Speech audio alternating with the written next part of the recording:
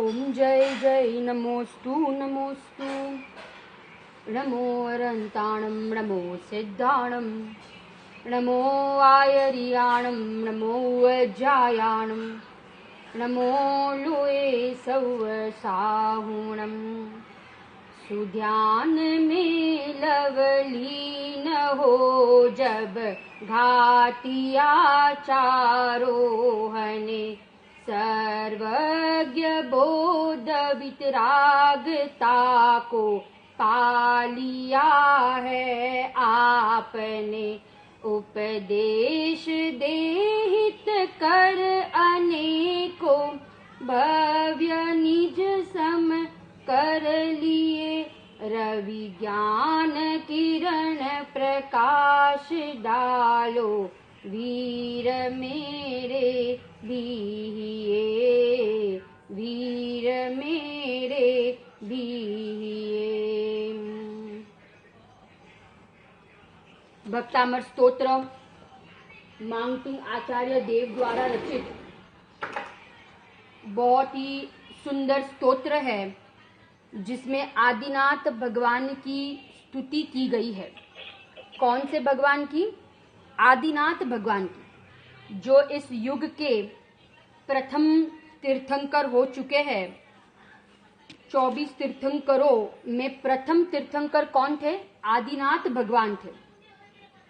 हमने यहाँ पे पहला, दूसरा, तीसरा और चौथा, फिर से एक बार हम पहला छंद वापस देखते हैं। देखो क्या कहते हैं पहले छंद में। मैं एक बार वापस छंद पढ़ती हूँ। भक्तामर प्रणत मौलिमणि प्रभाणा, मोद्योतकं दलित पापतमोवितानं। सम्यक् प्रणम्य जिन पादयुगं युगादा, वालंबनं भवजले पततां जनानां। क्या कहा? भक्त अमर, ऐसे यहाँ पे 3 विशेषण कहे थे ना। भगवान के चरण युगलों के 3 विशेषण कहे कि जो भगवान के चरणों में झुकता है। कौन झुकते हैं? ऐसे असंख्यात देव भगवान के चरणों में झुकते हैं। तब क्या होता है? तो उनके मुकुट में जो मणि थे ना, वे सब और क्या हो जाते हैं? सुशोभित होते हैं। पहला विशेषण। मैं थोड़ा फास्ट जाऊंगी क्योंकि ये हमने कर लिया है। एक रिवीजन कर रही हूँ वापस। दूसरा कहा था कि जो सत्ता में पड़े हुए जो अशुभ कर्म थे, सत्ता में पड़े हुए जो अशुभ कर्म थे, उनका क्या हो जाता है? नाश हो जाता है। उनका नाश हो जाता है।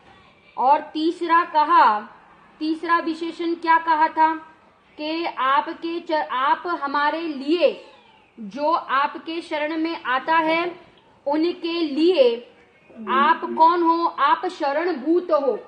उनके लिए आप कौन हो? शरणभूत हो। बराबर ना? जो आपके शरण में आता है, उनके लिए आप अवलंबन रूप हो, आप शरणभूत हो। ऐसे भगवान के 3 विशेषण, उनके पाद चरणों के युगलों के 3 विशेषण पहले छंद में बताया। दूसरा छंद अपन पढ़ते हैं। यह संस्तुतः सकल वाङ्मय तत्व बोधाम, दुद्बुद्ध बुद्धि पटुभि सुरलोकनाथे। स्तोत्रैर्जगत्त्रितय चित्तहरे रुदारे, स्तोषे किलामपि तं प्रथमं जिनेन्द्रम्। दूसरा और पहला अपन ने देखा था। जो दूसरा और पहला और दूसरा काव्य है, वो मंगलाचरण के रूप में लिखा गया है। दूसरे काव्य में कहा कि जो सकल द्वादशांग के जो ज्ञाता है, तत्व बोधा है, तत्व को जानने वाले हैं, वे माने विशिष्ट बुद्धि वाले हैं।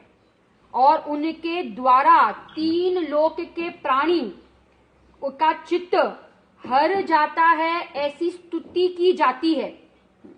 किनके द्वारा? ये इंद्रों के द्वारा। माने गजब गजब की स्तुति की जाती है कि 3 लोक के जो जीव होते हैं ना, उनका चित्त हरण को प्राप्त हो जाता है। माने आश्चर्यचकित हो जाते हैं कि कैसी अद्भुत स्तुति की है।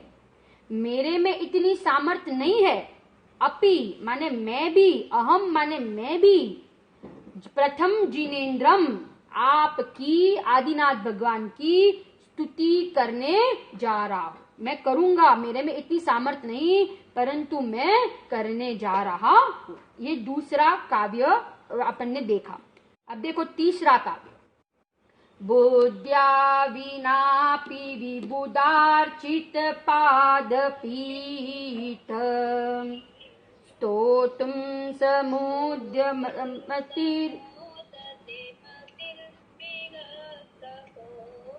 कोई बोल रहा है? बोलो। हाँ, आवाज आ रही है। पामिंदु बिंब मन्यक इच्छति जन सहसाग्रहीतुम। क्या कहा तीसरे में? तीसरे में कहा कि सुरेंद्रों के द्वारा, माने इंद्रों के द्वारा आपका जो पाद पीठ है, आपका जो सिंहासन है, वो क्या है? तो कहते हैं कि पूजित है। इंद्रों के द्वारा वो पूजनीय है। मैं निर्लज्ज हूं, मेरे में लज्जा नहीं है, क्योंकि मैं बुद्धि विहीन होने पर भी, क्या कहा? मैं बुद्धि विहीन होने पर भी मैं आपकी स्तुति करने के लिए तैयार हुआ। मैं कैसा हूं? आचार्य कहते हैं कि मेरे पास बुद्धि नहीं है, मेरे पास बुद्धि नहीं है, परंतु मैं आपकी स्तुति करने के लिए क्या हुआ हूं? तत्पर हुआ, तैयार हुआ हूं। आप लोग को ख्याल आ रहा है? शीला बेन, नीलम बेन, पद्मा बेन, क्या कहा? किसका उदाहरण दिया ये तीसरे काव्य में? तो बालक का दृष्टांत दिया कि बालक जैसे, देखो बालक की चेष्टा कैसी होती है, माने ना समझ होते ना बालक, विवेकहीन होते हैं, उनमें इतना विवेक नहीं होता है। तो चंद्रमा का प्रतिबिंब पानी में, समुद्र में पड़ते ही वो बालक कैसी चेष्टा करता है? उसको पकड़ने की चेष्टा करता है। उस प्रतिबिंब को, चंद्रमा के प्रतिबिंब को पकड़ने की चेष्टा करता है। माने वो बालक जैसा मैं भी बालक जैसा हूं कि मैं आपकी स्तुति करने के लिए, वहां पे कहा ना कि कोई बुद्धिमानी तो ऐसा काम नहीं करेगा, कोई बुद्धिमानी तो ऐसा काम करने नहीं जाएगा, बालक ही होते हैं जो ऐसा काम करते हैं। ऐसे मैं बालक जैसा हूं कि मेरे में शक्ति ना होने पर भी मैं आपकी स्तुति करने जा रहा हूं। अब देखो चौथे काव्य पर आओ। वक्तम गुणान गुण समुद्र शशांग कांतान कस्ते क्षम सुर गुरु प्रतिमोपि बुद्ध्या कल्पांत काल पवनो ददनक्र चक्रम को वातरीतुमलमंबुनिधिम्बुजाभ्याम। क्या कहा? पहले तो भगवान की कितनी महिमा गाई है ये भक्तामर स्तोत्र में। आप गुणों के समुद्र हो। आप कौन हो? आप गुणों के समुद्र हो। आपके गुण किसके समान कहे? चंद्रमा के शीतलता के समान, शीतल किरणों के समान आपके क्या है? तो कहते हैं आपके गुण है ना। शांतमय हो आप, कैसे हो? तो कहते हैं कि शांत, शीतल, ऐसे क्या है? आपके सारे गुण है। चंद्रमा की कांति के समान आपकी निर्मलता है।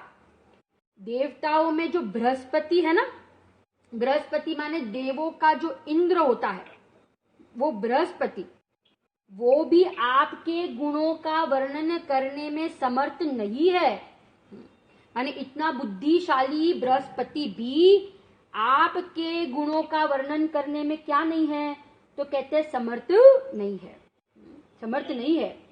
अब यहाँ पे दृष्टांत दिया कि अभी बताया था ना पहले ही दिन कि हरेक काव्य में मानतुंग आचार्य देव दृष्टांत देंगे और दृष्टांत से दृष्टांत को समझाएंगे। यहाँ पे क्या दृष्टांत दिया, कल्पांत काल का, चौथे काव्य में कल्पांत काल का, तीसरे काव्य में बालक का दृष्टांत दिया, चौथे में कल्पांत काल का कि कल्प के अंत में एक कल्प काल होता है ना, तो कल्पांत काल माने उत्सर पीढ़ी और अवसर पीढ़ी पूरा होता है ना, तो एक कल्प काल होता है। तो उस कल्प काल के अंत में उसे कहते कल्पांत काल। उस समय क्या होता है, तो बहुत जोरदार हवाएं निकलती है, अलग अलग प्रकार की वर्षाएं होती है, जहर की 49 डेज के लिए अलग अलग प्रकार की अग्नि की, बर्फ की, जहर की ऐसी वर्षाएं होती है। और उसमें होता क्या है, तो ऐसे जोरदार पवन चलने पर माने बड़े बड़े पर्वत भी, गिरनार जैसे, समेत शिखर जैसे बड़े बड़े पर्वत भी टिकते नहीं है, नष्ट हो जाते हैं। ऐसी जोरदार वायु निकलती है, वो सुनामी से भी भयंकर वायु, भयंकर हवा। और उस समय क्या होता है कि जो समुद्र में जो मगरमच्छ होते हैं ना, वो मगरमच्छ का जो समूह है वो पूरा ऊपर आ जाते हैं, समुद्र के ऊपर। मगरमच्छों का जो मगरमच्छ होते हैं ना, वे समुद्र के क्या आ जाते हैं, ऊपर आते हैं, ऊपर आ जाते हैं। अब बोलो उस समुद्र में अपनी दोनों भुजाओं के द्वारा उसको तैरने में कौन समर्थ है, उसको तैरने में कौन समर्थ है, कोई समर्थ नहीं है। कौन तैर पाएगा उस भयंकर समुद्र में कि जहां मगरमच्छों का जो समूह है ना। अब उस भयंकर समुद्र में कौन तैरेगा, कोई नहीं तैर पाएगा। कौन समर्थ है तैरने के लिए, है ना, समझ में आ रहा है कि नहीं। तो इसलिए कह रहे हैं कि ऐसे, ये दृष्टांत दिया, ऐसे बृहस्पति जैसे बड़े बड़े सामर्थ्य जीव भी, माने द्वादशांक के पाठी, 3 ज्ञान के धारी, द्वादशांक के पाठी भी आपके अनंत गुणों को कहने में समर्थ नहीं है। तो मैं आपकी स्तुति कर लूं, वो तो कैसे संभव है, वो तो मैं तो समर्थ ही नहीं हूं।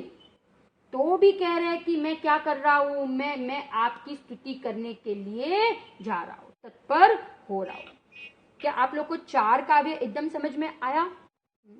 सीमा बहन अभी आए ना, 4 काव्य रिवाइज किए है ना, 4 काव्य हो गए थे। कल अनिल भैया ने भी लिया, तीसरा और चौथा कल लिया था ना उन्होंने। आज अपन अब 5वें काव्य देखेंगे, 5वां नंबर का काव्य। देखो 5वां नंबर का काव्य आपके सामने है।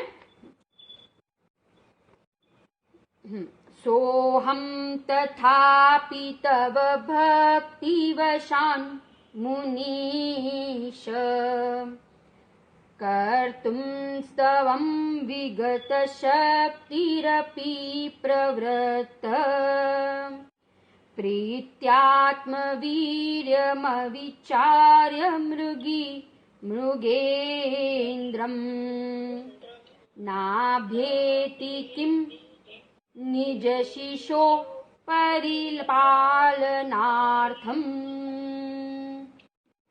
5वां नंबर का काव्य।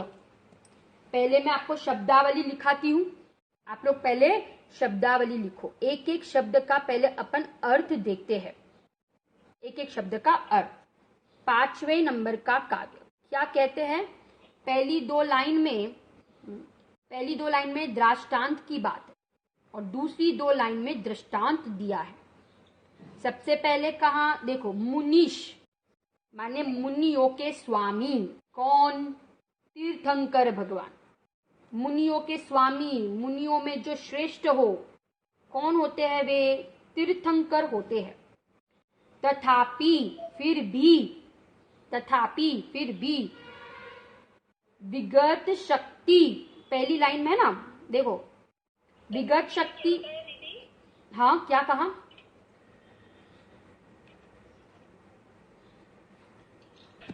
हाँ हाँ,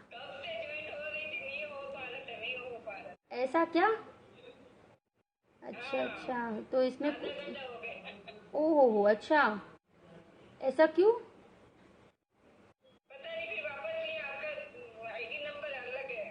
हाँ, आईडी नंबर अलग है। अब आप लोग ये स्टोर कर देना, है ना, यही आईडी पे अपन को रोज करना है 4 से 4:40, है ना। ये आईडी मेरा खुद का पर्सनल है, जूम आईडी।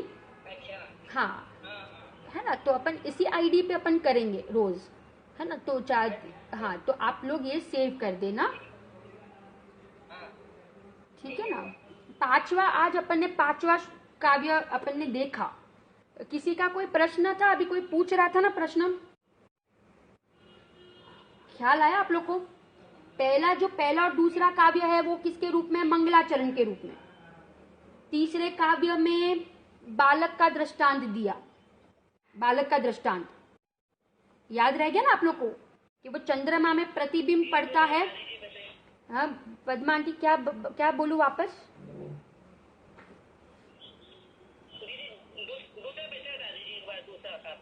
एक बार दूसरा काव्य, ओके, एक बार वापस में दूसरा काव्य बता रही हूँ। देखो यहाँ पे क्या कहा दूसरे काव्य में, कि जो सकल वांग्मय तत्वबोधा होते हैं ना, कौन? इंद्र जो होते हैं वे सकल वांग्मय तत्वबोधा, माने संपूर्ण जिनवाणी के सकल वांग्मय समस्त द्वादशांग के जो ज्ञाता है, कौन? इंद्र। द्वादशांग के ज्ञाते, सौदर में इंद्र है ना, ये द्वादशांग के पाठी होते हैं। आपको पता है ये जो सारे जो अपने जो 5वें स्वर्ग के लौकांतिक देव, वे भी सब द्वादशांग के पाठी होते हैं। सर्वार सिद्धि के जो देव होते हैं वे भी द्वादशांग के पाठी होते हैं, माने संपूर्ण आगम के ज्ञाता, पूरी जिनवाणी के ज्ञाता। वो यहाँ पे बताया कि उनको वे तत्वबोधा है, संपूर्ण ज्ञान उनको है। और फिर वहां पे कहा कि ऐसे इंद्रों के द्वारा जो द्वादशांग के पाठी, उनके द्वारा गजब की स्तुति की जाती है। माने आप विचार नहीं कर सकते हो, ऐसी स्तुति उनके द्वारा की जाती है। और ऐसी स्तुति सुनकर 3 लोक के जो जीव होते हैं ना, 3 लोक के प्राणी, वे उनका चित्त माने एकदम आकर्षित हो जाता है, आश्चर्य को पामता है कि अरे ऐसी स्तुति तो हमने कभी सुनी नहीं, ऐसा स्तवन तो हमने कभी सुना ही नहीं। कैसी स्तुति इंद्र ने की है भगवान की, कैसा भक्ति भाव आता है उनको, एकदम आश्चर्य हो जाते हैं 3 लोक के जीव, उनका चित्त हरण को प्राप्त होता है। अब या फिर उन्होंने कहा, अपनी लघुता बता रहे हैं और कह रहे हैं कि यहाँ कह रहे हैं कि मैं क्या करने जा रहा हूं, कि मैं भी प्रथम जिनेन्द्र ऐसे आदिनाथ भगवान की स्तुति करने के लिए तत्पर हुआ हूं, स्तुति करने जा रहा हूं। मेरे में ऐसी सामर्थ्य नहीं है, मैं उनकी जैसी स्तुतियां नहीं कर सकता हूं। ये भक्तामृत स्तोत्र के पहले तो कितने जीवों ने स्तुति की होगी, कितने स्तोत्रों की रचना की होगी, परंतु मेरे में सामर्थ्य नहीं होने के बावजूद भी मैं आपकी स्तुति करने जा रहा हूं, आपकी स्तुति करने जा रहा हूं। क्लियर? आपको ख्याल आ गया? दूसरा काव्य आ गया ना पद्मांती? तीसरे काव्य में दृष्टांत दिया बालक का। जैसे बालक की चेष्टा कैसी होती है कि चंद्रमा का प्रतिबिंब समुद्र में पड़ने पर वो चंद्रमा का प्रतिबिंब को पकड़ने जाता है। बोलो वो बालक ही ऐसा कर सकता है ना? कोई बड़े हो, कोई विवेकी हो, उनको ऐसा विचार आएगा? नहीं आएगा। ऐसे आचार्य कहते हैं मैं बालक जैसा हूं, कि मेरे में ऐसी शक्ति नहीं है कि आपकी स्तुति करने की, परंतु मैं आपकी स्तुति करने जा रहा हूं। तीसरा काव्य ख्याल आया? चौथे काव्य में कल्पांत काल का दृष्टांत दिया कि भाई कल्पांत काल के समय क्या होता है कि इतनी जोरदार अलग अलग प्रकार की पवन चलती है, वर्षाएं होती है कि इतने बड़े बड़े पहाड़ भी नष्ट हो जाते हैं। समुद्र में जो सारे मगरमच्छ का समूह होता है ना, वो सब ऊपर आ जाता है। तो बोलो कौन व्यक्ति उस समुद्र को तैरने में समर्थ है? कौन तैर पाएगा इतने मगरमच्छ के समूह के मध्य में? कोई नहीं तैर पाएगा। ऐसे ये कह रहे कि बड़े बड़े बृहस्पति भी बृहस्पति भी आपके अनंत गुण है ना, आपके गुण कैसे है, अनंत है, क्योंकि वाणी शब्द संख्यात है। फिर से शब्द कितने हैं, शब्द कितने होते हैं, संख्या। शोभा आंटी, नीलम बेन, सीमा बेन, है ना, शब्द संख्यात है, परंतु गुण कितने हैं भगवान के, अनंत है। तो वाणी की कहने में सामर्थ्य नहीं है। जैसे वो व्यक्ति उस समुद्र को तैरने में समर्थ नहीं, ऐसे बृहस्पति, बड़े बड़े बृहस्पति भी आपके अनंत गुणों को कह नहीं सकते, तो मैं आपके अनंत गुणों को कहूं, वो तो कैसे संभव है। तो भी मैं आपकी स्तुति करने जा रहा हूं। चौथा हो गया ना। और पांचवे में कहा, पांचवे में क्या कहा, पांचवे में आज अपन ने देखा हिरण का दृष्टांत दिया। किसका दृष्टांत है, हिरणी का दृष्टांत दिया कि हिरणी अपने बच्चे को बचाने के लिए शेर के सन्मुख होती है, ठीक है ना, वो डरती नहीं है, वो तो शेर के सन्मुख हो जाती है अपने बच्चे को बचाने के लिए, स्नेह के कारण। ऐसे मैं आपके रागवश, क्योंकि जिसने हमें भगवान आत्मा दिखाया, जिसने हमें शुद्धात्मा दिखाया, जिसके कारण से हमें ऐसे शुद्धात्मा का अनुभव हुआ, तो हमें उनके लिए भक्ति नहीं आएगी कि नहीं आएगी। तीन लोक के नाथ के प्रति, जिन्होंने हमें संसार समुद्र से पार करने की विधि बताई, उपाय बताया, तो उनके लिए हमें सहज ऐसी भक्ति आएगी। तो जैसे वो हिरणी अपने बच्चे को बचाने के लिए शेर के सन्मुख होती है, अपनी शक्ति का विचार नहीं करती, ऐसे मैं भी अपनी शक्ति का विचार किए बिना ही मैं आपकी भक्ति करने के लिए तैयार हुआ हूँ। ये राग है, मुझे पता है ये राग है, ये राग दुखदायक है, ये राग बंध का कारण है, और ये राग नष्ट करने लायक है, परंतु करे क्या, अभी पूर्ण वीतराग दशा की प्राप्ति नहीं हुई है, तो फिर इस प्रकार के परिणाम हुए बिना रहते नहीं है। अभी पूर्ण वीतराग दशा प्राप्त नहीं हुई है ना, तो ऐसे परिणाम आए बिना रहते भी नहीं है साधक को। परंतु मैं कौन हूँ, मैं आपका बच्चा हूँ, मैं तो एक बच्चा हूँ आपका। लघुनंदन कहते हैं ना, मुनियों को क्या कहते हैं, तीर्थंकरों के, भगवंतों के लघुनंदन कहते हैं। आपको पता है, अपन जब पढ़ते हैं ना ये वीतराग विज्ञान के बालबोध के पाठ पढ़ते हैं, वीतराग विज्ञान में आत्मा परमात्मा का पाठ आता है, उसमें कहा है कि जो सम्यक दृष्टि है वो भगवान के छोटे पुत्र है, जो पंचम गुणस्थानवर्ती श्रावक है वो भगवान के बीच के पुत्र है, और जो मुनि है वे भगवान के सबसे बड़े पुत्र है। तो मैं भगवान का पुत्र हूँ, बच्चा हूँ, और फिर भी मैं आपकी स्तुति करने जा रहा हूँ। क्या लग रहा है, क्योंकि मेरे से रहा नहीं जा रहा है। भले अंदर में मुझे वो पुण्य परिणाम का निषेध है, पुण्य परिणाम का क्या है, निषेध है, मुझे उसका कर्तृत्वपना नहीं है, मुझे उसमें एकत्वपना नहीं है, वो मेरे ज्ञान का गेय बन रहा है, परंतु ऐसी भक्ति मुझे आए बिना रहती नहीं है।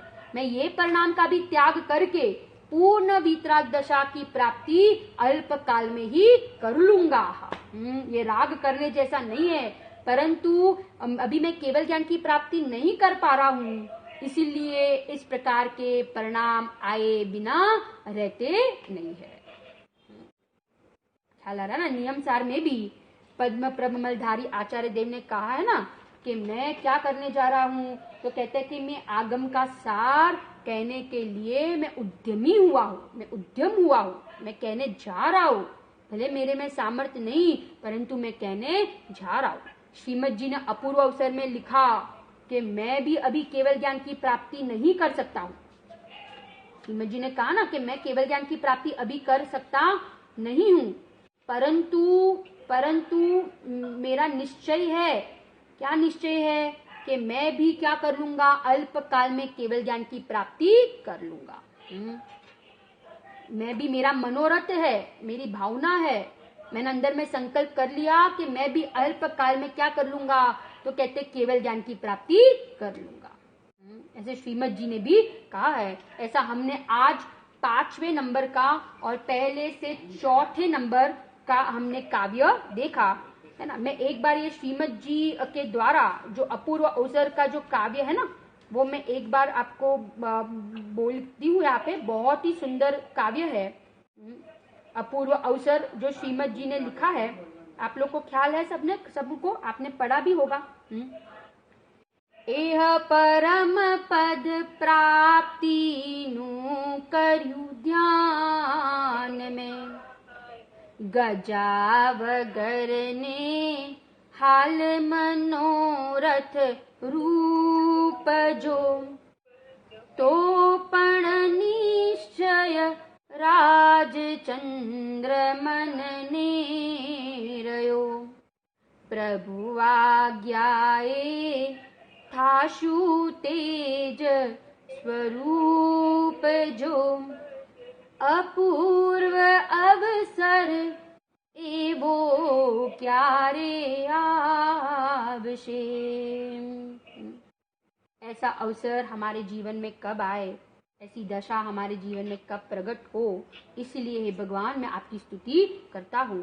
गुरुदेव जी ने बहुत जबरदस्त खुलासा किया है कि भाई अपन भक्तामर कोई अपना कार्य बाहर का अच्छा हो जाए, शरीर का रोग मिट जाए, कोरोना जैसा रोग मिट जाए, या दुकान अच्छी चले, पैसा आए, लोक में मान सम्मान मिले, पुण्य बंध हो, स्वर्ग आदि की प्राप्ति हो, इसके लिए हे भगवान मैं भक्तामर स्तोत्र नहीं कर रहा हूँ, परंतु मैं भक्तामर स्तोत्र का स्वाध्याय पाठ इसलिए करता हूँ कि मुझे भी आप जैसी दशा प्राप्त करनी है।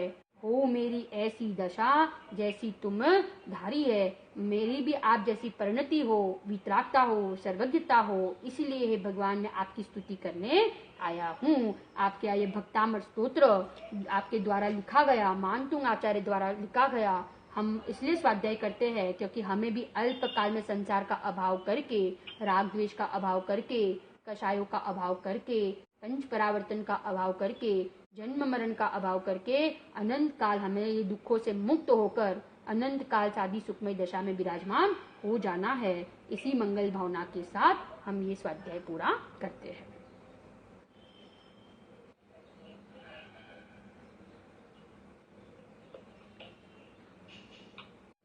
हेलो। हाँ अनिल भैया। हेलो, मेरी आवाज आ रही है? हाँ भैया आ रही है। हाँ, आप सभी लोगों को जय हिंद। शाम को